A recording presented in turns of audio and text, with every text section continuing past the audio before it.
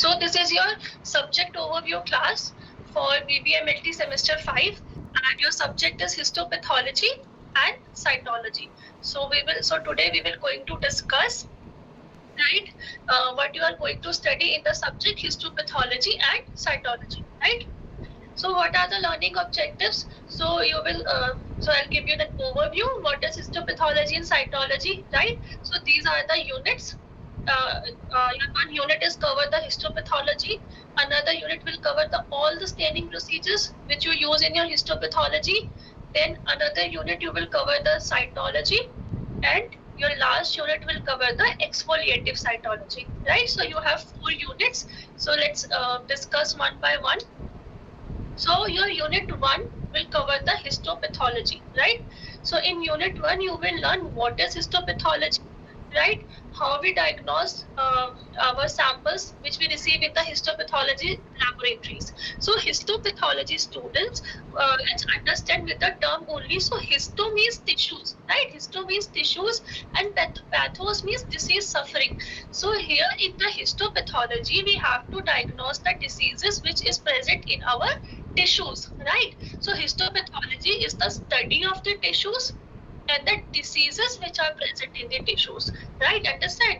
Then refer to the microscopic examination of the tissues in order to study the manifestations of the disease. Obviously, we have to diagnose the diseases which are present in the tissue at the microscopic level, right? At the microscopic level. So for that purpose, we have to do the stainings, and we have to process our specimen, right? So there are certain steps of specimen processing, and we have a broad classification of stains which we will discuss further in this lecture only. So in histopathology, I'm again repeating, this is a study of the tissues, and this is the study of the and we have to diagnose the diseases which are present in our tissues, right, at the microscopic level. Okay. And histopathology refers to the examination of biopsy or surgical specimens by a pathologist, right? When we receive a specimen in the histopathology lab, so we receive the specimen in terms of biopsy, in form of biopsy, in form of tissue section, which is cut tissue section, and an autopsy, right? So what is biopsy, what is tissue section, what is autopsy, you will going to learn all these terms in this subject, right? If I'm talking about the tissue section, so when it is come from the surgical department, right, or OT department, when surgeon will cut the tissue section and send it to the lab for the further diagnosis. So you will going to learn all these terms: what is biopsy, what is autopsy, what is tissue section in your detailed lecture videos which are available on your LMS portal. So please go through the LMS portal and watch all that videos, right? Then after the specimen has been processed and histological sections have been placed onto the glass slides. So one, we have received the sample, we have to process the sample, and then we have to cut the thin sections of the specimen which we have received and place it on the glass slide for further microscopic examination, right, students? So just give me a minute so that I can admit all the students.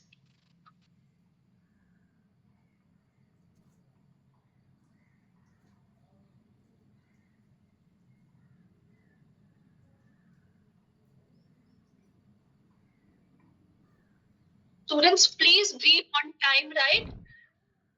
So that you do not miss anything.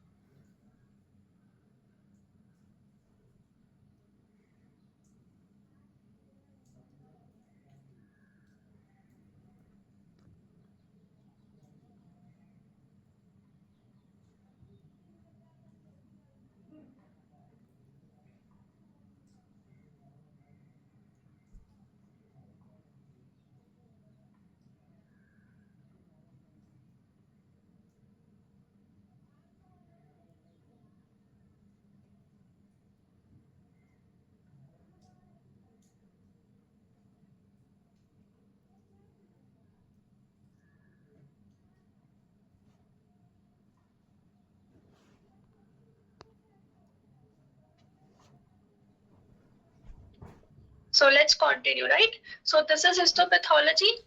Then what are the laboratory equipments for histopathology, right? So these are the common laboratory equipments which you are used in your histopathology laboratory on the regular basis, right? So first one is microscope. Obviously, as we have to do the diagnosis on microscopic level, right? Microscopic level, we have to identify the tissues at the microscopic level. Then we have a microtome machine. Then we have a paraffin wax bath. Then we have a slide warmer, embedding cassettes, storage cabinets, and an automatic tissue processor. Let me show you. See, this is a microscope. You all are aware that this is a microscope as we have to do the examination at the microscopic level. This is our microtome, right?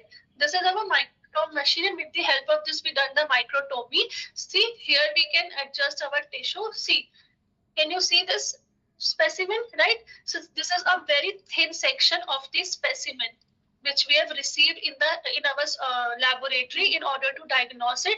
So before staining, we have to do the certain processing, as I've already told you. So before staining, when we done the tissue processing, so we have to cut the thin sections of our tissue like this with the help of the microtome machine, right?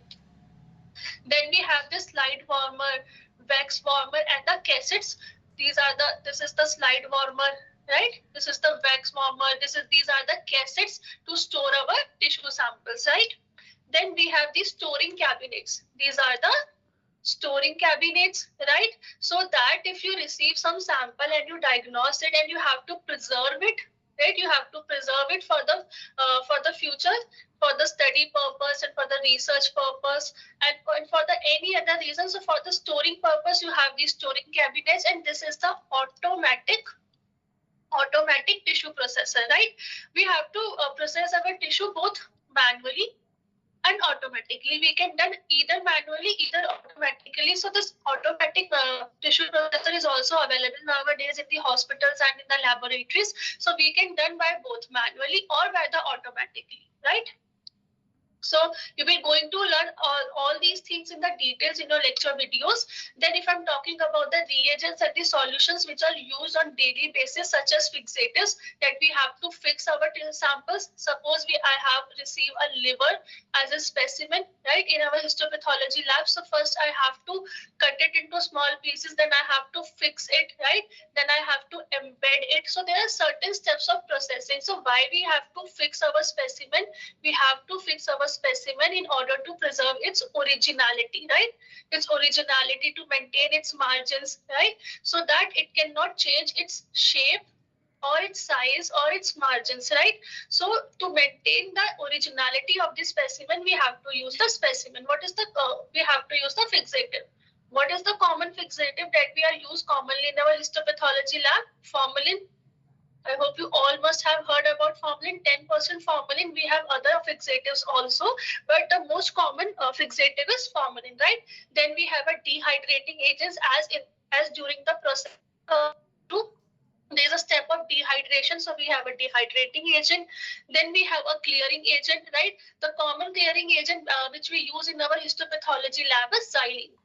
Right. So after the dehydration, we have to clear our specimen. So for that we have a clearing agent. Then we have a embedding media. We have to embed our tissues with the help of the embedding media, such as paraffin wax, right? Such as paraffin wax. You will going to learn about all these things in details in the lecture video. So this is just an overview. Listen carefully. Then we have stains. We have certain stains. If I'm talking about the common stains such as HNE stain, right? PAP stain, PAS stain. You all heard about these stains. So now you will going to learn about these things in your lecture videos, and other solutions also, such as mounting media, graded alcohols, different levels of alcohols, like in increasing order and in decreasing order. We have certain buffers and other solutions also. So these are the reagents and solutions which we commonly use in our histopathology lab on regular basis. Then if I'm talking about the material which is obtained in the laboratory, so I've already told you that we can receive our specimen in form of biopsy, in form of autopsy, and in form of tissue, right? So you will going to understand what is autopsy, what is biopsy, what is difference between these two terms, and what are the tissue. Then tissue processing, as I've told you, just a second, right? Tissue processing, as I've told you, we have to process our tissue, right? So the tissue is embedded in a solid medium, right?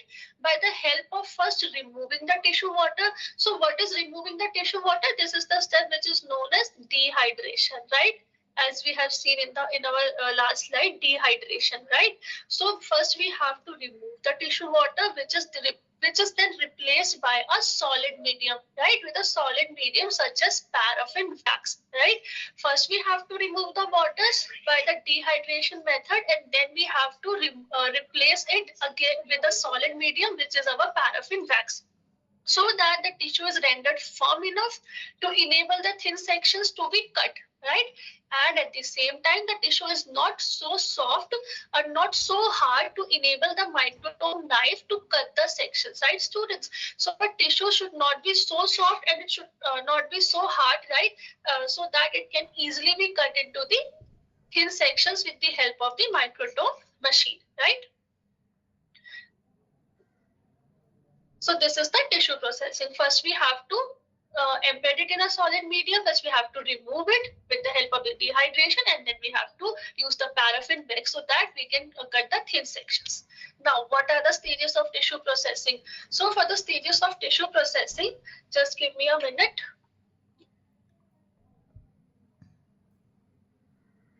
So I can admit all the students.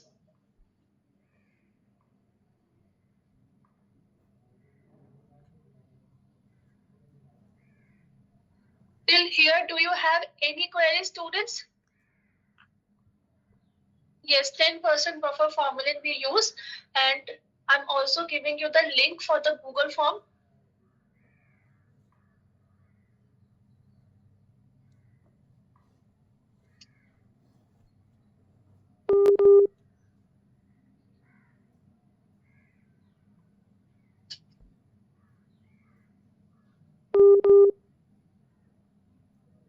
So all of you check your chat section, right? Here is a Google form link. You all have to fill this form, right? Let's start with the session.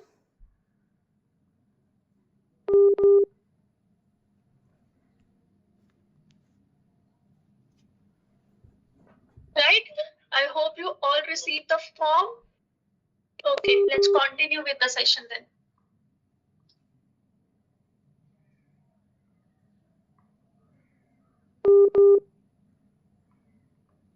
Okay. As we complete our tissue processing, so next is stages of tissue processing. So what are the stages of tissue processing? So first is dehydration, which we have done with the help of the alcohol, right? We have increasing order of alcohol, so we have to use all the increasing level of alcohol, like such as 70%, then 80%, then 90%. So we have to treat our specimen with all these increasing order of this alcohol in order to dehydrate and in order to remove every water and every fluid from the specimen, right? Then we have the next step, which is clearing. Clearing is done with the help of the xylene, right? What is clearing? Now we are done with our dehydration process. So in order to remove the excess alcohol, we have to clear our specimens, right? So for the clearing purpose, we use xylene. Then we have to infiltration and impregnation, right? After that, we have the embedding. Then we have to section. What is sectioning? Cut the sections into thin slices, right? Into thin slices with the help of the microtome machine, which I've already shown you. So then we have sectioning. Then we have done with the sectioning. After the sectioning, we will start our staining processes, right? So first you have to process your tissue till here, till the sectioning, and then you will start the staining and mounting, right? So for the staining also, we have certain classification of staining, which we will know in the further slides. So these are the basic steps, and you will going to learn in details also about all these steps. First dehydration, then clearing, then infiltration.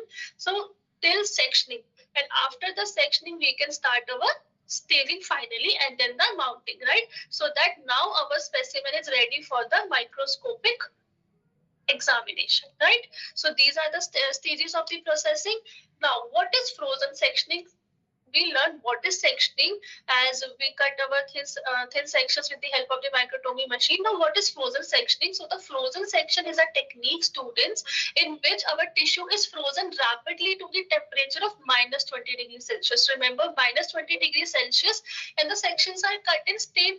Now, there is an advantage of this technique that tissues can be examined microscopically within 5 to 10 minutes only, right, after the removal from the body. So it reduces the time of the processing from 18 hours to 5 hours. See the distance from the 18 hours to 5 hours.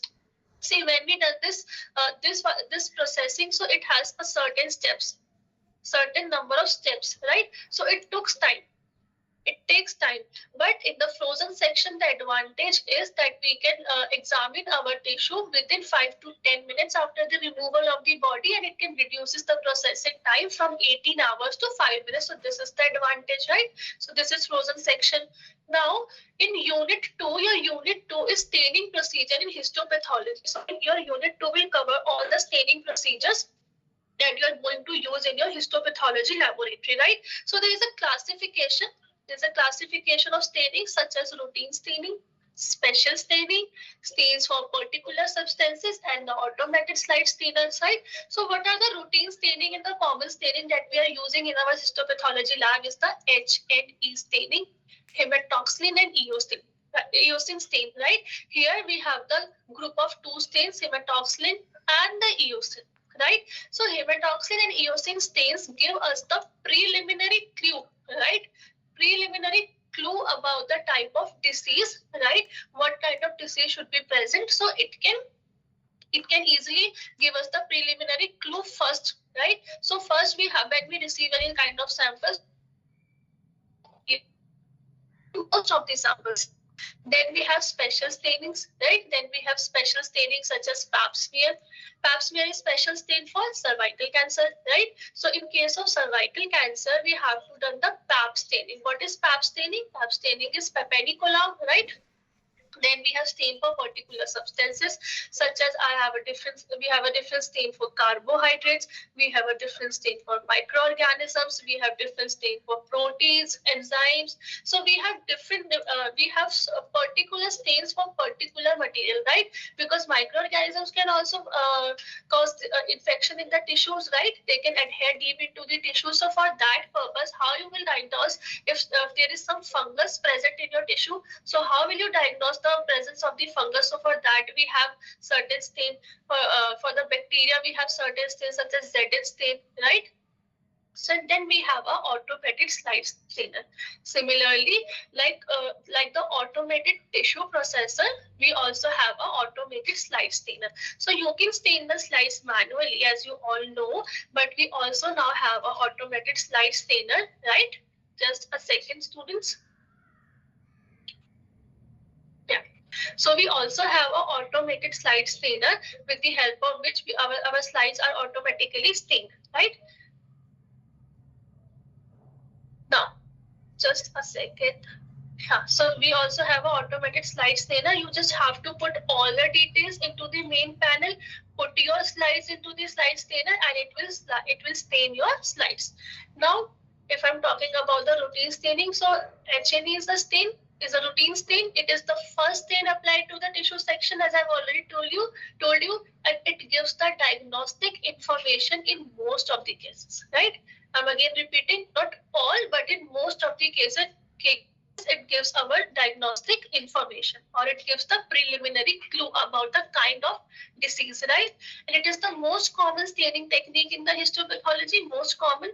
This uses the combination of two dyes, as I've told you, hematoxylin. First one is hematoxylin and second one is eosin, used for the demonstration of nucleus and the cytoplasmic inclusions in the clinical specimens, right? So these two dyes in the combination diagnose the nucleus and the cytoplasmic inclusions and give different color to the nucleus and the cytoplasm, right? Like this, you will observe under the microscope. right? After the processing, after the whole tissue processing, when you're done with the staining and when you start the microscopy examination, so like this you observe, see, to everything, every component will receive a different color. Like this WBCs will will retain a blue color, and these RBCs will retain the pink color, right? So like this you will observe under the microscope. Then you have a category of special stains, right? Let's just give me a minute.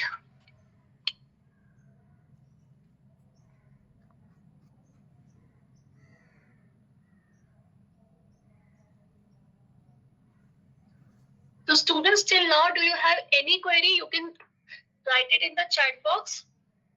You want to ask something, and I hope you all are receiving the Google Forms, right? Okay. Any queries till now?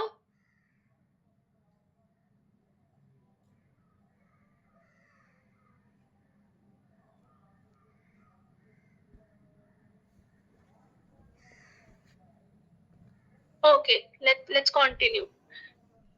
What do you mean by cytology? We will discuss about cytology also in our further slides, okay?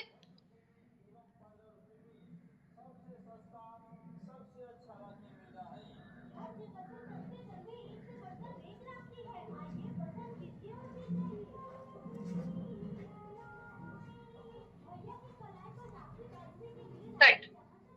So let's start with our next category of these stains, which are the special stains. So we have stains for carbohydrates, we have different stains for amyloids, we have stains for nucleic acids, DNA or RNA, we have stains for lipids, and we have stains for microorganisms, right? So these are the different categories, and so on. So we have stains for carbohydrates, amyloids, nucleic acids, lipids, microorganisms, and so on. Particular stain for the particular component, right? Then automated, it is a device that stains our slides automatically, as I've told you.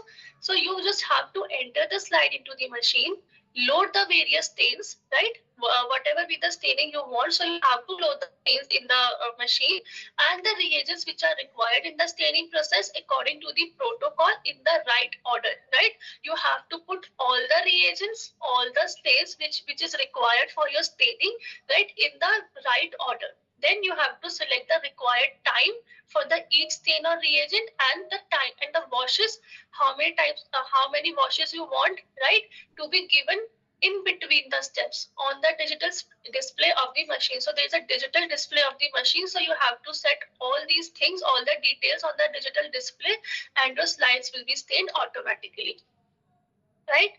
So this is your automated slide stainer. This is your slide stainer. So this is the main panel, right? This is the main panel. So here you can fill all the details like time, fill all the reagents, right? All the stains, and here in this place here you can put your slides, and your slides will automatically will be stained, right? Then your unit 3. Then we'll come to the unit 3. So I hope you understand till here what is the automated slide stainer, what are the special stains. So we have a classification of the stains such as routine stains, special stains, right? And now let's come to the unit 3, which is your cytology. So your unit 3 covers the cytology. So what is cytology? Cytology is the study of cells. Again, at microscopic level, right? So do not confuse. Histopathology is a study of tissues, and cytology is the study of cells, right? Cells at the microscopic level. So here also we have to identify and we have to diagnose the diseases at the tissue, at the cell level. At the cell levels, right? In histopathology, we have to diagnose the diseases at the tissue level, and here in the cytology, we have to diagnose the diseases at the cellular level, right? So in this unit, we will going to cover the common cytological tests. What are the common cytological tests? What is the sample collection methods? What is FNAC and the cytological stains, as we have done with the histopathology stains such as HNE or other special things. So here we will learn about the cytological things, right? So what are the common cytological tests? So we done cytology for gynecology, urinary cytology, breast cytology, thyroid cytology, lymph node cytology, and so on. Right? There are so many tests. Also, you will going to learn in your detailed lectures. So these are the common cytology tests which is included in your cytopathology labs. Right? Now, sample. Second, sample collection method. So there are two type of sample collection method. First is exfoliative and second one is intervention cytology, right? First one is exfoliative cytology and second one is intervention cytology. So these are the two type of sample collection methods under your cytopathology. So what is exfoliative cytology? So exfoliative cytology has samples which shed naturally from the body, right? From the body. And intervention cytology, in this we have to intervene and we have to pierce the skin of the patient in order to collect the sample. So this is the basic difference between the exfoliative cytology and the intervention cytology, right? In exfoliative cytology, we collect the samples which naturally shed from the body, such as urine, right? Such as scrapings from the mouth, from the oral cavity, right? And in intervention cytology, we have to intervene, we have to pierce the skin of the patient in order to collect the sample, right? Like this. This is the oral cavity. So with the help of the brush, we can take the scrapings and we can take the sample from the oral. See, this is the white spot. So this is the sample we have to collect. So with the help of the brush, we collect the sample. So this is exfoliative, right? We do not have to pierce into the skin for this purpose, and then we will collect it into the container, right? So this is exfoliative cytology. Then what is FNAC? FNAC is fine needle aspiration cytology, right? Fine needle aspiration cytology. It is a type of intervene cytology, because here in FNAC we have to pierce the skin with the help of the needle in order to collect the sample, right? So FNAC is come under the category of the intervene. As we have already understand, we have two types of sample collection method, exfoliative and intervention. So this is exfoliation and FNAC is intervention cytology, right? Just give me a minute.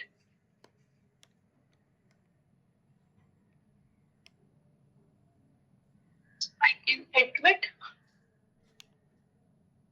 Till now, do you have any query, students? Something is there something you do not understand or you wanted to ask? So you can write it in the chat box.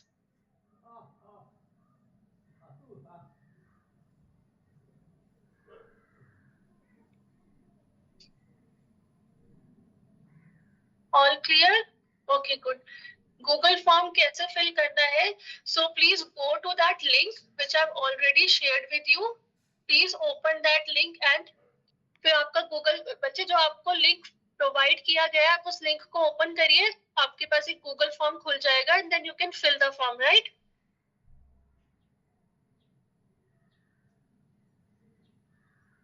Staining a automatic process, student. So staining is both, staining can be done by both manually and automatically, right? So we can done the staining both manually and automatically. So for automatic, we have a automatic slide stainer, right?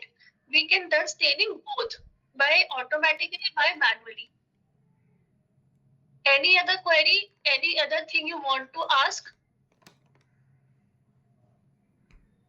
Right, all clear? All of you have received the Google form link?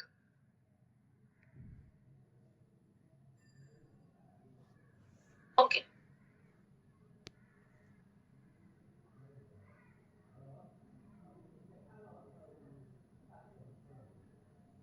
I will share the link again.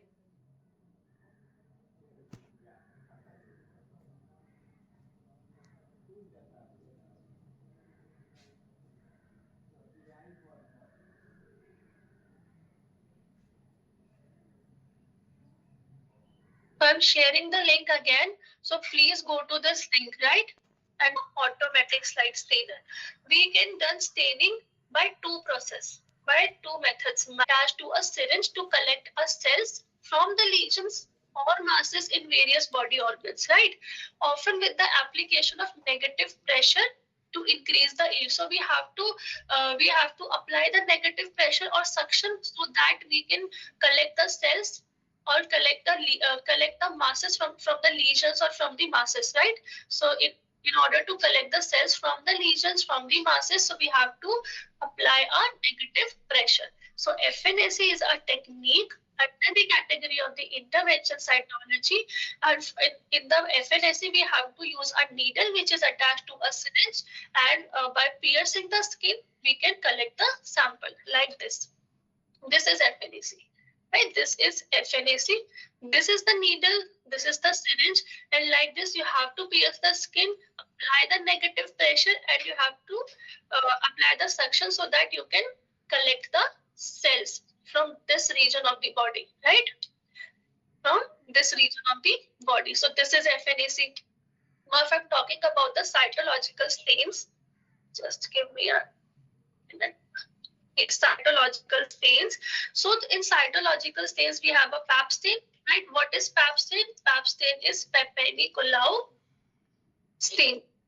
Why Papanicolaou? It is on the name of the scientist, Sir Papanicolaou, who discovered this category cytology under this main branch pathology. So we have a main branch pathology, and under that we have certain branches such as hematology, such as histopathology, such as cytology. So what is hematology? Hematology is the study of blood, right?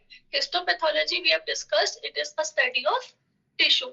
And cytology we are discussing, this is a study of cells. So this category of cytology is discovered by the scientist Sir Papanicolaou. So on his name we have this stain, Pap staining or Papanicolaou staining, right? So it is a polychromatic stain that uses multiple dyes, such as in HNE stain we use 2 dyes, right? But here we use multiple dyes to differentially stain the various components of the cells, right? Various components of the cell will retain the different stains, and we can observe it under the microscope easily in different colors. It is the most common screening method for the cervical cancer. So in the cervical cancer, for the diagnosis of the cervical cancer, we use the Pap stain very commonly. Other than the cervical cancer, what are the specimens we can use and can be used to prepare the Pap smear? So depending upon the infection, we can collect different specimens such as sputum, urine, cerebrospinal fluid, CSF, right? Abdominal fluid, tumor biopsies. What is tumor biopsies? Cancerous cells. Tumor may be of 2 types. Right? Either benign tumor or malignant tumor. So tumor biopsy, synovial fluid, fine needle aspirates, which we are collected with the help of the FNAC, and the pleural fluid. So in order to do the Pap smear, we have to collect the smear with the help of the cotton swab. From the vaginal region. So we have to take the smear from the vaginal region with the help of cotton swab. And other than the cotton swab, we have these other specimens also, like this urine, sputum, CSF, according to the infection and according to the disease, right? So like this, you will observe under the microscope. This is the normal Pap smear. You cannot see any kind of deformity, and this is the abnormal Pap smear. You can observe these black spots. Right? These are the abnormalities which you can observe under the microscope, right? Then let's proceed to the unit 4, which is your exfoliative cytology. As we have already studied cytology, so we have different types of cytology, exfoliative and intervention. So we are done with the intervention. Intervention has the FNAC. Now we will discuss about the exfoliative cytology in detail. So in exfoliative cytology, it is a quick and simple procedure, and it is an important alternative to the biopsy in certain situations, right? It is an alternative to the biopsy. In exfoliative cytology, cells shed from the body surfaces, as I've already told you, in the category of the exfoliation, we collect the specimen which are shed from the body naturally, right? Such as inside the mouth, as I've shown you, are collected and examined, right? So types, so here also we have two types, spontaneous exfoliation and exfoliation. So cytology has a classification, exfoliation and intervention, right? In intervention, we read about the FNAC. Now in exfoliation, we have further classification, spontaneous and mechanical, right? So let's start. So this is how we collect the samples, right? We have two types of exfoliation cytology, spontaneous cytology and mechanical cytology. So accordingly, we collect the samples like this. I've already shown you with the help of the brush, we can collect this. And in the another category, we can also collect if we have to collect some kind of fluid such as pericardial fluid, such as CSF. So like this, we can collect the fluid with the help of the inserted needles, right? That's why we have the different categories. One is spontaneous and one is mechanical. So this is under the mechanical category, and you will going to learn in detail also in your lecture videos, right? So under this category, you will also going to learn about the tumors. What is a tumor? So tumor is an abnormal growth of the tissues, right? Which is also known as neoplasm. What is neoplasm? Neoplasm means formation of new cells, right? Formation of new cells. So you will also going to learn about the tumors. So there are two main types of tumors, benign tumor and malignant tumor. So benign tumors are non-malignant or non-cancerous. These are not cancerous, right? A benign tumor is usually localized. They do not spread, and right, they do not spread or metastasize to other parts of the body. They retain to their side only. If here they are present, so they will retain and on this side only. They will not spread to the other sides, right? Benign tumors are typically slow growing, right? As compared to the malignant tumors, they are typically slow growing tumors, right? So what are the benign tumors? They are non-malignant, they are non-cancerous, they do not spread to the other part of the body, and they are comparatively slow growing. And if I'm talking about the malignant tumors, so they are cancerous tumors, right, students, and they can divide very fast. They can divide very abnormally and uncontrollably, and some tumors cause by the genetic mutation also, right? Some malignant tumors can also cause due to the genetic mutation. These cells are often spread to and damage nearby tissues and may spread to other parts of the body, which is also known as metastasis. What is the meaning of the word metastasis? When it spreads to the other parts of the body also. So benign tumor does not spread, but malignant tumors spread from other parts of the body also, like this. This is the benign tumor, this is the malignant tumor. So there is a clear differentiation. See, these are the cells of tumor. These are the tumor cells, right? These are the tumor cells. And here, this is the area of the this is the infected area. These are the tumor cells. So see, in case of benign tumor, they reside in this area. They do not spread to the other parts. Other parts are safe. But in case of malignant tumor, they burst out this layer and they spread from this area to outside, right? To outside this area in order to spread and in order to infect the other body parts, right? So this is the clear differentiation of benign tumor and malignant tumor, right, students? So this is all about your semester overview, right? Just give me a second.